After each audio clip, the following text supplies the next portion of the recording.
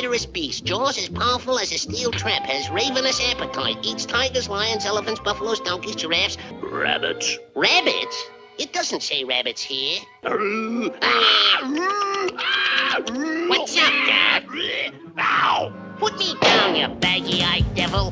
The Tasmanian Devil is the tiny toon with a gargantuan appetite. Despite being introduced in the mid-1950s as a foil for Bugs Bunny and only appearing in 5 classic shorts, Taz would go on to become one of the Looney Tunes' most beloved characters ever. In 2021, Taz celebrates 67 years, and to help him, I will trace his evolution from 1954 to now. To do so, we will look at his entire history, touching on design and personality changes over a near 7 decades of shorts, series and films, in this edition of Cartoon Evolution.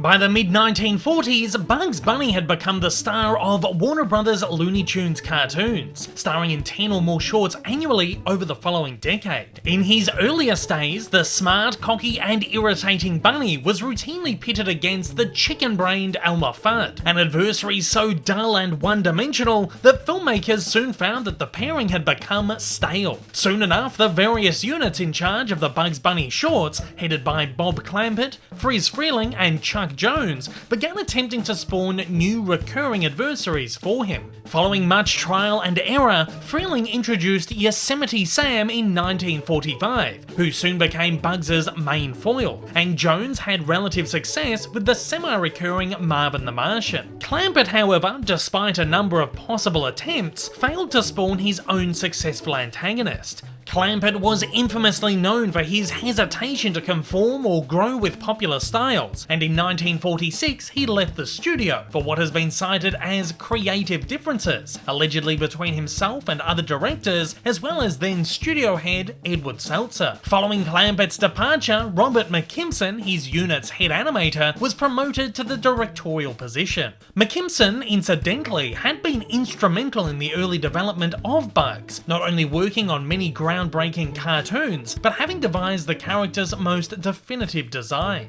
Immediately, McKimson began churning out cartoons, though much like his predecessor, struggled to break boundaries or develop any new foes, believing that every possible animal had been utilised in the studio's almost 25-year history. He himself had even developed the obscure character Hippity Hopper, an Australian native kangaroo. In the middle 50s, however, McKimson came upon a wave of inspiration when the Tasmanian Devil appeared as an answer in a crossword puzzle. Also an Australian native, the Tasmanian Devil is the world's largest carnivorous marsupial, known for its fierce temperament and frenzied feeding habits. With no prior knowledge of it, McKimson was captivated by the animal's uniquity and knew it was exactly what he'd been searching for.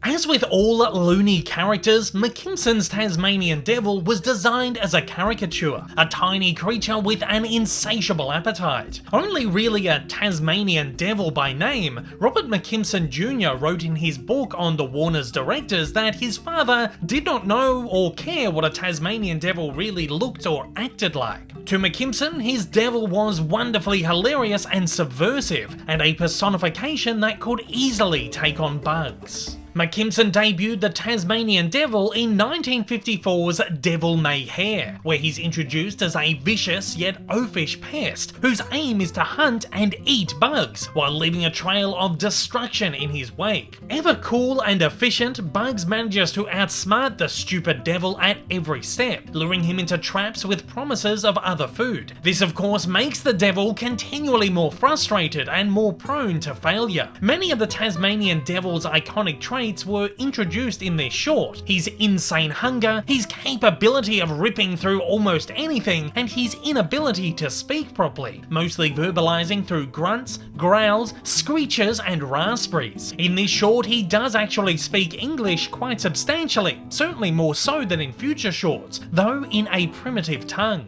Tasmanian Devil was one of the most energetic, manic, madcap and hilarious characters to have been introduced to the Looney Tunes for a long time. McKimson loved him so much, he immediately began work on a second cartoon. However, Seltzer soon commanded he retire the character immediately, fearing him to be too violent and obnoxious for children. McKimson did so, then went on to direct close to 20 cartoons over the following 3 years, most starring Daffy Duck, Sylvester the Cat, or Foghorn Leghorn. Though soon enough, Warner studio head Jack Warner confronted Seltzer and asked where the Tasmanian Devil had gone. Upon telling Warner he'd cancelled the character, Seltzer was ordered to get back and make some more of those, with Warner noting that audience response to the character had been sensational, and boxes of letters had been sent in demanding more. McKimson got back to work, and in 1957 released Bedeviled Rabbit, which again pitted the devil against Bugs. 4 months later, he was featured once again in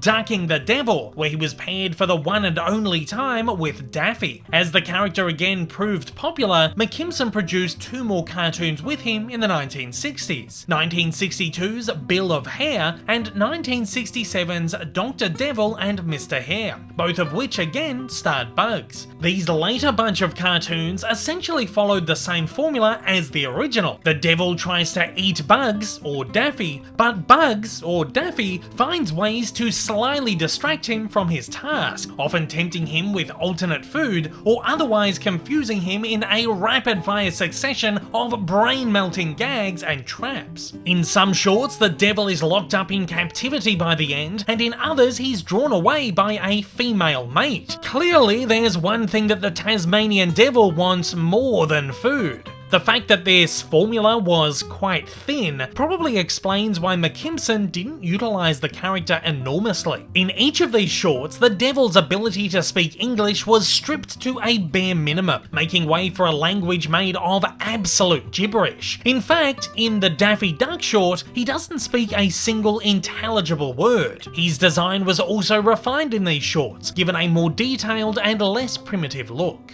In 1964, however, soon after the release of Dr. Devil and Mr. Hare, Warner's closed their cartoon studio, mainly due to dwindling interest in theatrical animation and the rising popularity of television cartoons. Yet, still interested in distributing cartoons theatrically, Warner's continued with the Looney Tunes series, now having them outsourced to various third-party studios. Though many of the directors and animators left, McKimson stayed and continued to direct the cartoons, mainly one starring Daffy and Speedy Gonzales. Stripped back in budget, quality, and characters, Bugs never appeared in any of these lesser tunes. As such, McKimson never had any reason to bring back the Tasmanian Devil for one final spin, before the series was discontinued entirely a few years later. McKimson remains the sole Warner animator to have worked on the Looney Tunes from its very first cartoon in 1930 to its very last in 1969.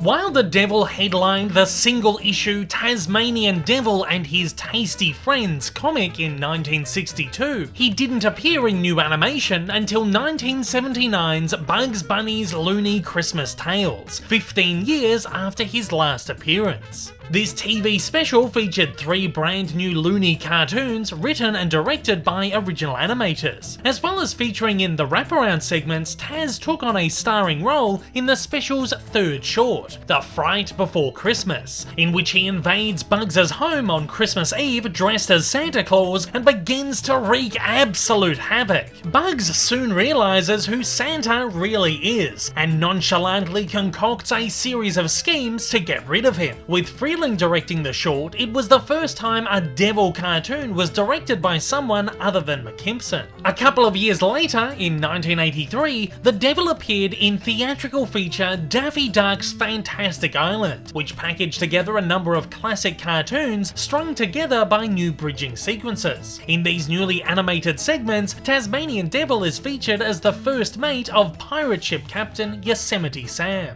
Thanks mostly to airings of his cartoons on TV's The Bugs Bunny Show and reissues of them in theatres, Tasmanian Devil became incredibly popular throughout the 1980s and 1990s. Lending himself to insane merchandising appeal, he, much like Marvin the Martian, slowly hustled into the main roster of Looney Stars, soon taking on the cool nickname Taz. Off the back of this popularity, and amidst the era's Warner Animation TV boom, Taz was given his very own series, Taz-Mania, in 1991. Set in a fictionalized version of Taz-Mania, the Toon sitcom saw a teenage Taz living with his parents and siblings and working at the Hotel Tasmania. While Taz was presented in his classic form, the show introduced a more modern, circular design. Taz's eyebrows were also made larger and bushier, while thick black lines surrounded his eyes, previously purple in the shorts. This visual design stuck around in most iterations until the 2010s. Personality-wise, he was made less volatile and more caring, and while he spoke in his trademark gibberish, he occasionally broke the fourth wall to speak fluent English. Taz-Mania was incredibly popular, lasting 4 seasons and 65 episodes between 1991 and 1995. The success of the show even spawned a series of beloved video games for various consoles, including Sega and Nintendo. Throughout the 90s, Taz also regularly appeared in numerous other Warner TV shows. He had a recurring role in 1990's Tiny Toon Adventures as an Acme Looniversity teacher and the mentor of Dizzy Devil, a youthful purple version of him, and appeared numerous times in Animaniacs, one episode of which saw him as the Beast in a parody of Disney's Beauty and the Beast. He also briefly appeared in an episode of the Sylvester and Tweety Mysteries, where the team investigate a strange occurrence in the Southern Hemisphere, and briefly cameoed in its 2000 spin-off film, Tweety's High-Flying Adventures. In 1994's Warner's film The Mask, which saw Jim Carrey as the cartoon-loving Stanley Ipkiss, the Tasmanian Devil served as one of many inspirations on the character, who finds himself transforming into a cartoony alter ego.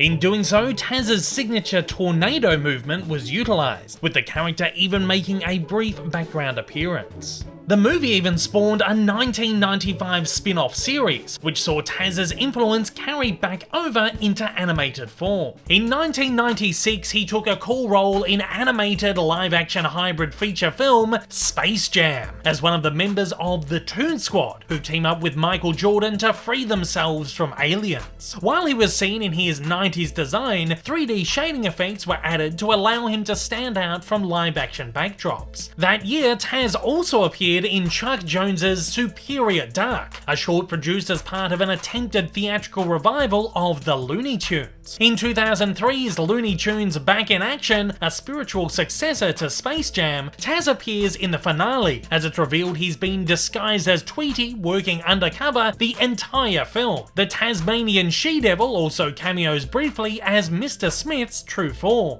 The following year, he appeared in another live-action film, Scooby-Doo 2: Monsters Unleashed, when Scooby temporarily takes on his form after drinking a strange potion in a haunted house. Throughout the 2000s, Taz continued to make regular TV appearances, including 2002's Baby Looney Tunes, where he appeared in a babified design, and 2003's Duck Dodgers the Series, where he caused intergalactic trouble for Space Daffy a number of times. In 2005's Lunatics Unleashed, his futuristic ancestor, Slam Tasmanian, a super strong ex-wrestler, was one of the core members of the Lunatics super team. Between 2001 and 2005, he also appeared in more than a dozen Looney Tunes web shorts, most notably Maximum Tazosity, Malltown and Tazboy, Oh Taz, You Devil, and the Planet of the Taz miniseries, a Planet of the Apes parody which saw Duck Dodgers land on a planet ruled by Tasmanian devils. And in 2006, he appeared in straight-to-DVD movie Bah Humduck, A Looney Tunes Christmas. In a parody of Charles Dickens' A Christmas Carol, Taz portrayed the classically mute ghost of Christmas yet to come. Dressed in the character's traditional black robe, Taz fulfills the menacing role by scaring the life out of a Scrooge-inspired Daffy. In the various Looney Tunes revival series of the 2010s, Taz appeared in recurring roles. In 2011's The Looney Tunes Show, he was seen as Bugs' pet, Poochie, after being mistaken for a dog. Here he walked on 4 legs like a real Tasmanian devil and had an incredibly frightening and aggressive temperament, antagonizing many of the series' characters. This series gave the characters fresh, angular redesigns in the style of classic Jones characters. In early episodes, he's seen with bloodshot eyes before being tamed by Speedy. In 2015's Wabbit, he cameoed as Theodore Tasmanian, a white-collar accountant and family man with rage issues and a regular vocabulary. In its second season, the show was rebranded as New Looney Tunes, and from then on, Taz was given a more traditional personality, again making him both violent and destructive and returning him to his gibberish tongue. His design in this series was incredibly crude, given an overall stylized look with a huge mouth and tongue, small body and short limbs.